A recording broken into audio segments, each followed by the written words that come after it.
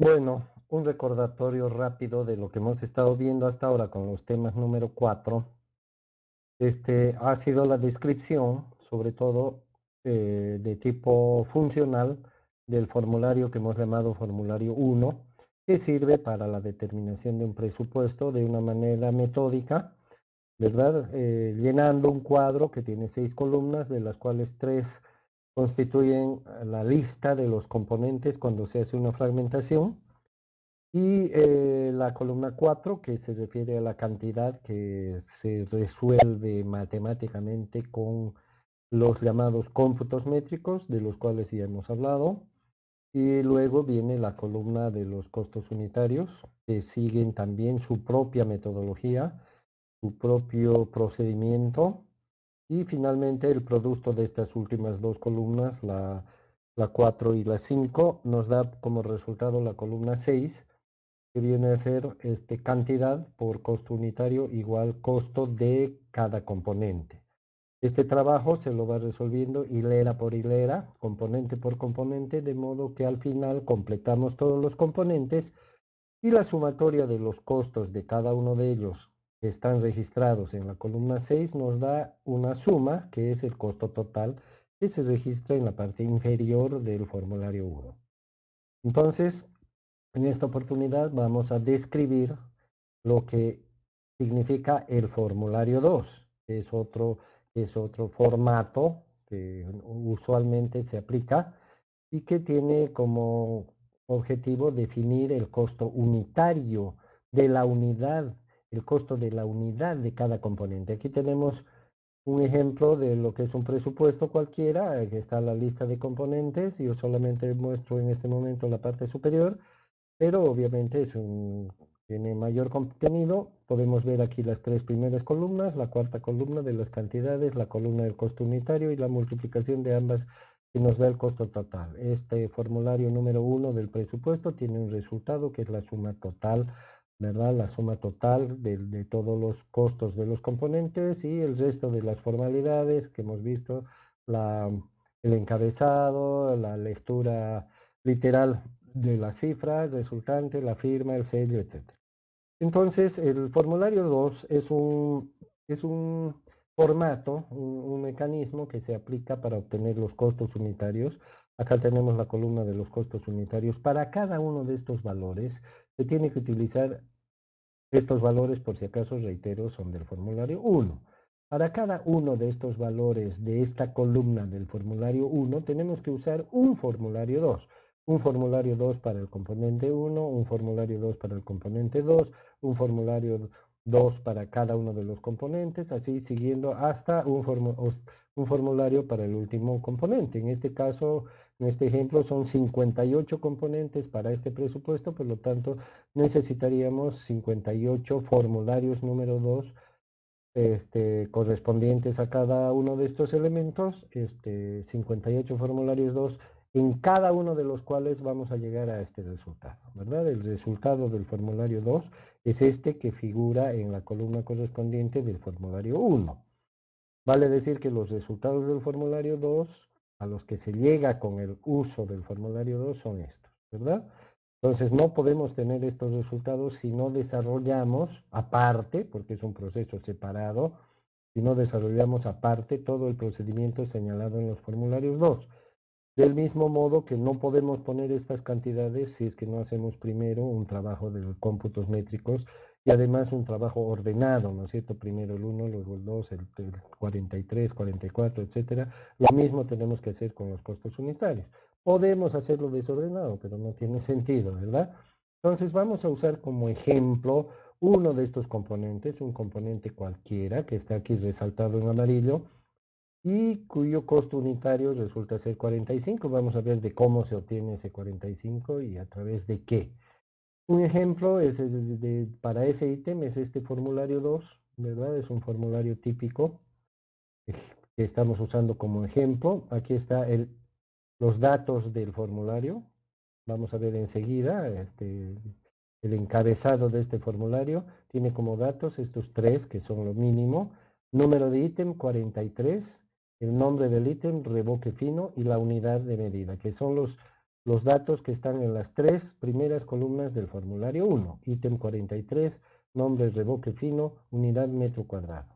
Vamos a ver, ítem 43, nombre, reboque fino, unidad metro cuadrado. Es decir, que cuando se llena esta información en el formulario 2 correspondiente a cada componente, se tiene que respetar exactamente el número, el nombre y la unidad. No se puede poner aquí otro nombre. Yo he visto en muchos exámenes y pruebas, los alumnos no toman en serio esta recomendación. Y cuando hay un error, aunque todo esté bien en títulos o algunos no llenan el título, yo le pongo acá un signo de interrogación porque mi trabajo no es adivinar, ¿verdad? Por más que sea obvio el asunto, estamos tratando de aprender. Entonces yo le pongo un signo de interrogación o algunos ponen otro nombre, digamos que acá dice hormigón y aquí le ponen concreto, tampoco está bien, ¿no es cierto? Yo no tengo la obligación de pensar en qué sinónimo, etcétera. Entonces, reitero, los datos que están acá salen de acá. Tienen que ser exactamente los mismos. Entonces, vamos a hallar a través de este formulario el costo unitario. El costo unitario vale decir este valor, ¿no? Que es como ejemplo. Este valor a través de toda la información que vamos a ir registrando en este otro formulario, ¿verdad? Y vamos a hallar el costo unitario de 1 metro cuadrado del ítem reboque fino.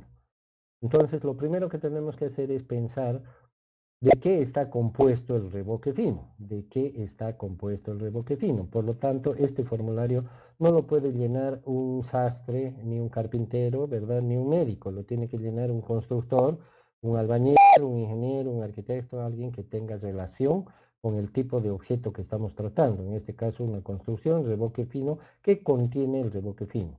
Entonces, lo que contiene el reboque fino, que le vamos a llamar insumos del componente, el componente es el reboque fino, entonces se ponen en esta lista. Fíjense que este cuadro tiene la misma apariencia del formulario 1, del cuadro del formulario 1.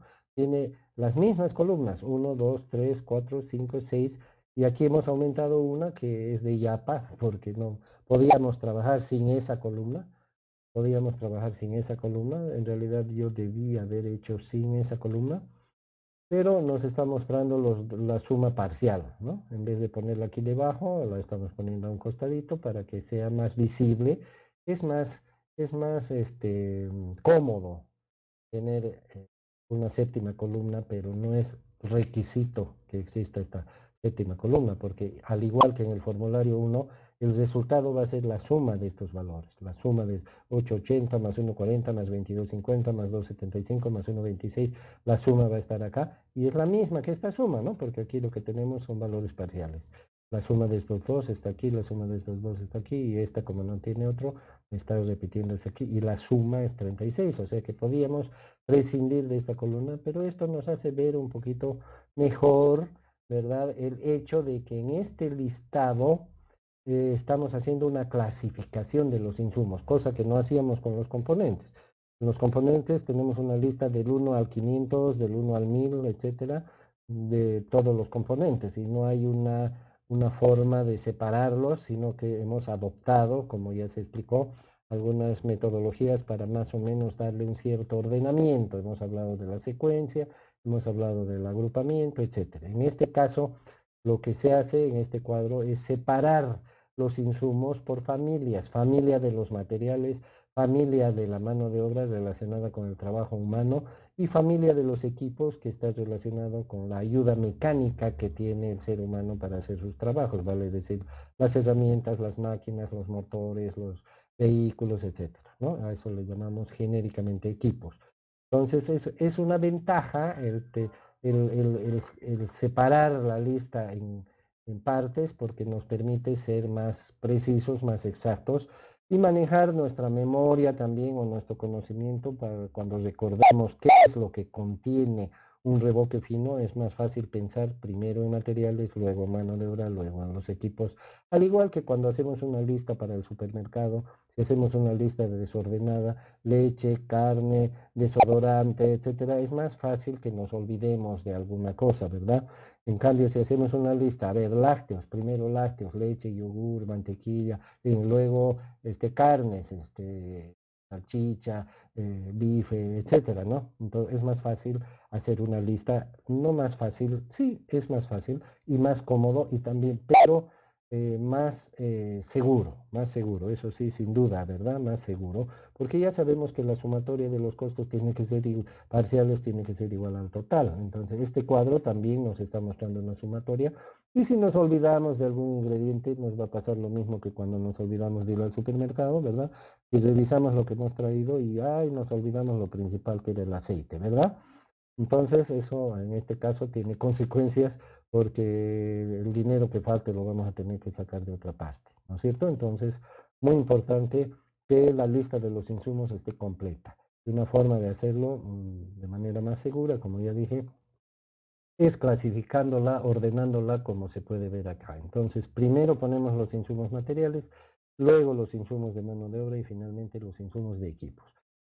Puede haber alguna vez algún componente que no tenga materiales, por ejemplo, o que no tenga equipos, ¿no? Puede haber ciertas rarezas, pero en general en la construcción estas tres familias de insumos casi siempre están presentes.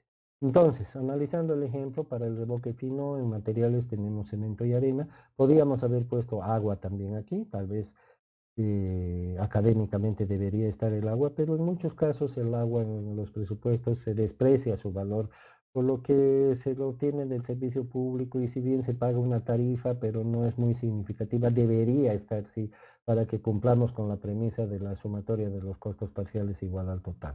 Entonces, cemento, agua, arena, si hay alguna otra cosa, se colocaría aquí la unidad que estamos eligiendo y observen que además de las unidades y el nombre, no estamos poniendo nada en esta columna del número.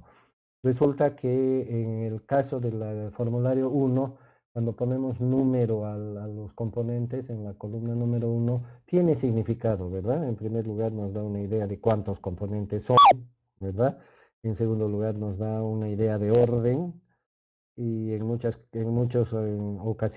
ocasiones, particularmente en el caso de las obras de construcción, hemos dicho este ordenamiento generalmente está asociado a la secuencia, o sea que uno más o menos puede ir viendo cómo va la obra según el número de componentes que ya se han desarrollado, ¿verdad? Si hemos desarrollado la mitad, no es exacto, obviamente, pero una apreciación muy somera puede ser de que podemos decir que más o menos van por el 50%, por la mitad, y si vemos que solamente se han hecho los primeros tres ítems de 40, bueno, podemos decir, están empezando, ¿verdad? Nos da una idea de eso. En cambio, acá, en este formulario número 2, no tiene ninguna trascendencia que nosotros pongamos uno, 2, 3, 4, 5, 6, no tiene ninguna trascendencia, ningún significado, ¿verdad?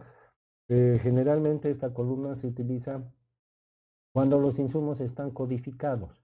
Generalmente cuando se tiene un inventario y en un inventario de un depósito de materiales, por ejemplo, tenemos un montón de materiales y están clasificados los cementos, yesos, estucos por un lado, las arenas, ripio, piedra, etcétera, por otro lado, lo que es ferretería, lo que es carpintería, lo que son pinturas, etcétera, ¿no? Entonces, en los inventarios se adoptan códigos como en el supermercado que cuando nos dan la factura tienen un choricito de números al principio. ¿Qué significa ese número? Es un código identificador, ¿verdad? Del producto que está en sus registros, en su inventario, en su contabilidad, etcétera. Entonces, en esos casos tiene sentido poner un número en los programas para facilitar el análisis de costos que le llaman cálculo de costos, que ya les he dado mi opinión sobre esto. En esos programas generalmente existen archivos, ¿no es cierto?, donde se hace la lista de los insumos materiales, etcétera, y cada elemento componente de un archivo, digamos, el cemento tiene su código, la arena tiene su código. Entonces, cuando estamos haciendo un trabajo como este, por ejemplo, de poner un costo unitario y ponemos cemento, automáticamente sale acá el código de ese producto en el inventario o en el archivo que hemos hecho, pero no tiene otra significación, ¿verdad? No tiene otra significación. Es más fácil referirnos al nombre en términos prácticos que a cualquier código, por muy simple que sea, ¿no es cierto? Entonces, por ese motivo, estoy explicando que por ese motivo en este ejemplo no hemos puesto nada en la columna 1. En la columna 2, entonces, en la primera parte, le voy a llamar primera parte, segunda parte, tercera parte del formulario, tenemos cemento y arena. En la segunda parte, los actores o los insumos de mano de obra, que en este caso son el maestro y el ayudante, ¿sí? Podría también estar el capataz, podría también estar el ingeniero, podría estar un peón, podría estar un refresquero, etcétera. En la conformación del equipo de trabajo es una atribución de los que manejan la obra. Y finalmente en los equipos, ¿verdad? En este caso no hay ninguna máquina, digamos, ¿no? Podría haberla, ningún vehículo, ningún motor, nada, son simplemente las herramientas. Entonces esa sería, desde el punto de vista del analista, los componentes, o los, no debería usar esa palabra, ¿no es cierto? Para no confundir con el caso del formulario 1, los insumos, ¿verdad? Del costo unitario. Y fíjense, esto cuadra para la definición que nos ha dado del costo directo. El costo que vamos a encontrar acá, fíjense, es el costo directo, no es el costo total. Entonces, cuando hablamos de insumos de un componente, estamos hablando de los elementos que son indispensables para realizar el ítem en cuestión. Indispensables. A eso se refiere el costo directo, ¿verdad? Comprende todo lo que es sí o sí tiene que estar ahí. En cambio, el indirecto es lo que podría estar o no, la oficina, la cuenta de agua, la cuenta qué sé yo, de internet, que tiene que ver el internet con el rebuque fino, para nada, ¿no es cierto? Pero el costo indirecto, en el costo indirecto lo incluimos, pero en el costo directo están los insumos obligatorios. Nadie puede hacer un revoque fino de cemento sin cemento, nadie puede hacer un revoque fino sin arena, nadie puede hacer un revoque fino sin un maestro, ¿verdad? Albañil, obviamente, aquí podría decir maestro albañil, pero ya sabemos que los nombres tienen que ser lo más breves, lo más claros, cuando no hay riesgo de confusión. Aquí es maestro albañil, pues no puede ser maestro de música, ¿verdad? Y el ayudante también, ¿verdad? Con sus unidades respectivas. Observen ustedes que las unidades de mano de obra son horas, unidad de tiempo. Y aquí tenemos la lista de insumos de maquinarias, que en este caso solamente son herramientas. Algunos anotan herramientas de mano. Si se quiere, se anota así, pero herramienta es herramienta, ¿verdad? No va a ser de otra cosa, es de mano. Herramienta manual también se suele poner. Bueno, observen también un pequeño detalle aquí, la unidad de la herramienta, ¿verdad? Esto no le da mucho al caso en este momento, pero ya que está aquí, para no dejar dudas, es una unidad que se suele usar porque las herramientas suelen tener dos particularidades. Una, que son baratas. Si lo comparamos con una pala cargadora, un tractor, una volqueta, un camión, una motoniveladora, ¿no? No hay relación en el costo de $100,000 de una motoniveladora usada de segunda mano y una herramienta, por muy fina que sea, que puede costar 200 pesos, digamos, un super serrucho, ¿no? Entonces, el procedimiento de cálculo, de análisis del costo de una hora, porque aquí está, bueno, en los equipos se suele usar también como unidad la hora, así como en la mano de obra se usa hora, también en los equipos se suele usar hora. Entonces el costo del uso de una hora de motoniveladora de segunda mano que cueste $120,000, va a ser pues de $20, qué sé yo, una hora. Para llegar a ese resultado se sigue todo un proceso en el que se manejan cifras de las cuales se llega a los $20. Pero si aplicamos la misma metodología para un martillo que cuesta 40 bolivianos, vamos a empezar a manejar cifras de 0,000 bolivianos, ¿no? 1 bolivianos, 0,00017 bolivianos. O sea que, y si hacemos el mismo procedimiento para todas las herramientas que van a ser martillo, tenaza, serrucho, combo y alicate y demás, imagínense el trabajo que estamos haciendo. Más caro va a ser el trabajo del ingeniero, del analista para llegar a esos resultados que el costo del martillo. Va a ser más caro. Entonces, por simplicidad, muchas veces se asocia el uso de las herramientas manuales, como son herramientas manuales, no tienen energía propia, etcétera, sino que las activa una mano del trabajador. Y si el trabajador no levanta el martillo va a estar ahí estático, ¿verdad? Entonces se asocia, el trabajo de las herramientas manuales se suele asociar al trabajo de las personas, porque la herramienta por sí sola no puede hacer nada si alguien no las activa, ¿verdad? Entonces por eso se suele poner el costo de las herramientas cuando son así manuales, cuando son baratas, baratas relativamente, como lo dije, para no seguir ese procedimiento ampuloso que lo vamos a aprender más adelante, entonces se suele adoptar como un porcentaje de la mano de obra, ¿verdad? No puede ser igual a la mano de obra, ¿verdad? Porque la mano de obra tiene otra connotación y es el pago que recibe el obrero, pero sí está relacionado con la mano de obra. A más mano de obra va a haber también más uso de herramientas, porque por lo general en todos los trabajos, el trabajo del obrero, del maestro, del albañil, del técnico, del especialista es con uso de herramientas o equipos, etcétera, ¿no es cierto? Entonces, se suele adoptar un porcentaje y ese porcentaje suele ser 5, como está acá, 5% de la mano de obra, donde la mano de obra es este valor, ¿no? El subtotal de la mano de obra. En este caso, 5% de 25.25. Entonces, si hacemos números, nos va a dar 1,26, que es el valor que está aquí.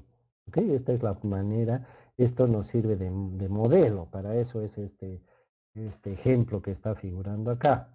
Y una vez que tenemos los valores anotados acá, o sea que hay que hacer un repaso, ¿no?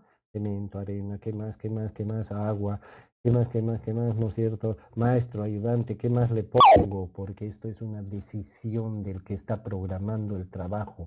¿Le pongo capataz? No le pongo capataz, ¿no es cierto? Le pongo al ingeniero, no le pongo al ingeniero, pero el ingeniero va a estar en la obra, entonces tengo que ponerlo en otra parte porque tampoco lo puedo ignorar. Entonces son, fíjense, modalidades que uno adopta, ¿verdad? Modalidades. Eso no quiere decir, si no ponemos al capataz, no quiere decir que no va a haber capataz. O que va a haber capataz, pero no hay plata para pagarle. No quiere decir eso. En alguna parte tendrá que estar, ¿ok? Y finalmente tenemos los valores parciales y sumamos estos valores parciales y tenemos el costo directo. ¿Qué es el costo directo entonces? Es el costo directo de 1 metro cuadrado de revoque fino del ítem 43, ¿verdad? Que es el revoque fino. El costo de la unidad de 1 metro cuadrado de revoque fino. Un costo unitario, no es el costo de todo el componente, ¿verdad? Recordando aquí con este costo unitario y la cantidad de metros cuadrados, recién se halla el costo total del revoque fino, que en este ejemplo son 17.930 bolivianos, cuando un solo metro cuesta 45, ¿no? Que eso es lo que se saca aquí en este ejemplo. Entonces el costo directo resulta 36.71. El costo indirecto, que ya hemos hablado que es complejo, ¿verdad? Porque es muy relativo, pero de alguna manera el reto, la distorsión de este proceso es que una vez que el especialista entre comillas, albañil o ingeniero, relata su especialidad con lujo de detalles y dice, vamos a usar 8 kilos de cemento por metro cuadrado de revoque fino y a un peso el precio unitario nos resulta 8,80.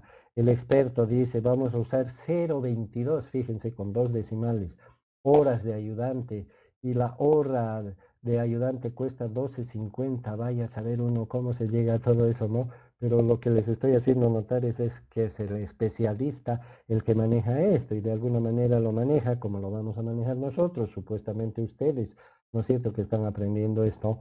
Y de esa manera llegamos a los 36,71 siguiendo un camino sinuoso, un camino de especialidad, de oficio del ingeniero civil, pero espero que siguiendo ese camino llegamos a esta meta y ese es el costo directo. Pero aquí resulta que nos preguntan, ¿y cuánto es el costo indirecto? ¿Y cuánto es el costo indirecto de 1 metro cuadrado de revoque fino? ¿Cuánto es el costo indirecto de 1 metro cuadrado de revoque fino? ¿Qué es el costo indirecto? Los alquileres, ¿no es cierto? La cuenta de agua, de recoger la basura, lo que le pagamos al portero, a la secretaria. Y nos preguntan cuánto es de toda esa plata, cuánto le toca a 1 metro cuadrado de revoque fino. ¿Se dan cuenta la incoherencia de la pregunta, la mala ubicación del asunto? Bueno, pero jóvenes, digo, Ya lo dije varias veces, no tengo la culpa, ¿no? Yo les enseño tal como es. Pero es un absurdo poner esta cifra aquí, ¿no? ¿De dónde sale? ¿De dónde diablos sale? ¿Verdad? Y, y peor que eso es inventarse un valor y decir, es el 10% del costo directo. ¿De dónde sale ese 10%? Ya hemos explicado cuál sería el proceso correcto y ya se habrán dado cuenta que es relativamente complejo en cuanto a su manejo real, ¿no? Ahora, claro, si nos acostumbramos a hacer las cosas como mejor nos parece, no tenemos precisión porque tampoco tenemos que pelear mucho por la competencia, estamos acostumbrados a sacar los trabajos por amistad, por el partido, por coima, por lo que sea, bueno, ahí no tiene ninguna importancia todo lo que estoy diciendo, ni siquiera esto, ¿no es cierto?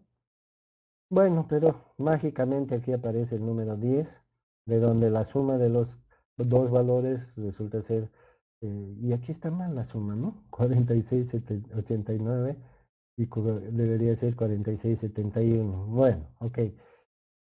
Y finalmente aparece un costo de aplicación, que esto es nuevo para nosotros, porque el costo total real es 46,89 y el costo de aplicación 45.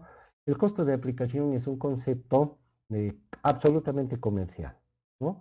Le hacemos este trabajo, hacemos los 58 componentes, los 58 formularios número 2 los llenamos después de trabajar, qué sé yo, 2 días, 3 días, una semana, no sé.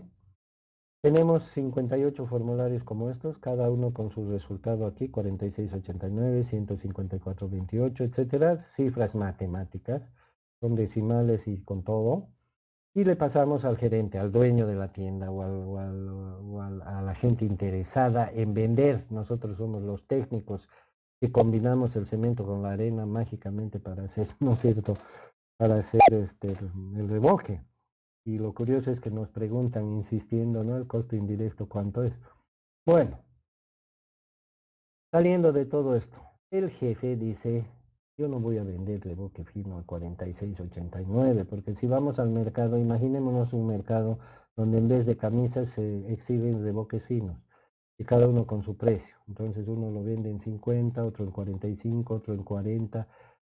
Raro va a ser el que lo vende en 44,57, ¿verdad? Entonces no es comercial 46,89.